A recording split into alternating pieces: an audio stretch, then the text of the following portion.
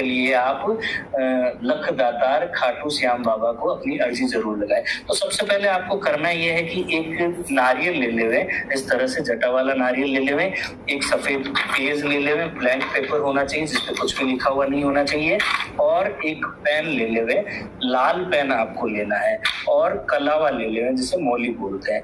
उसके बाद में आपको सबसे पहले नारियल के साथ में आपको इस तरह से हाथ में लेकर मनोकामना करनी है कि मैं खाटू श्याम बाबा के अरदास लगा रहा हूँ, एक अर्जी लगा रहा हूँ, इसलिए आपका उपयोग कर रहा हूँ। तो आप इतना सामर्थ्य देवे कि मेरी जो अर्जी है उसको पूरा करवाने में आप अपना सहयोग करावे। तो ये कहकर आप एक बार प्रणाम कर लेवे। फिर आप एक सफेद पेपर पर लाल पेन से आपकी जो भी मनोकामना हो वो शुरू से लास्ट तक लिखकर उसमें नीचे आपके हस्ताक्षर कर देवे, बाबा से मांग लेवे आपकी जो आपको चाहिए। मैंने आपको पहले भी बताया, इसके लिए आप लख दातार में मांगना जरूरी है, वही मांगे, जो अनावश्यक चीज है वो नहीं मांगे। जो आप सच में चाहते हैं कि जो चीज आपके साथ में हो, आप मेहनत कर रहे हैं, आपको मिल नहीं पा रही है, या जिस तरह से जो चीजें ठीक नहीं हो पा रही उनको ठीक करने के लिए आप अपनी मनोकामना इस पेपर में पूरी तरह से लिख देवे।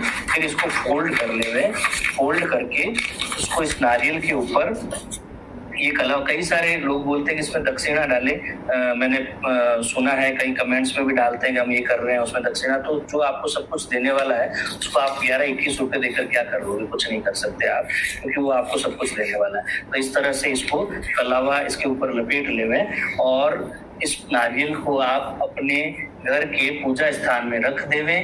जब कभी भी आपको लगेगा कि आपकी मनोकामना पूरी हो गई है, आपको रखते समय आपकी अरदास कर लेवे, आपकी मनोकामना मांग लेवे कि हे खाटू श्याम बाबा, हमारी ये अर्जी है, आप वहां दर्शन के लिए जाना चाहते हैं या और कुछ आप मांगना चाहते हैं वो आप मांगे।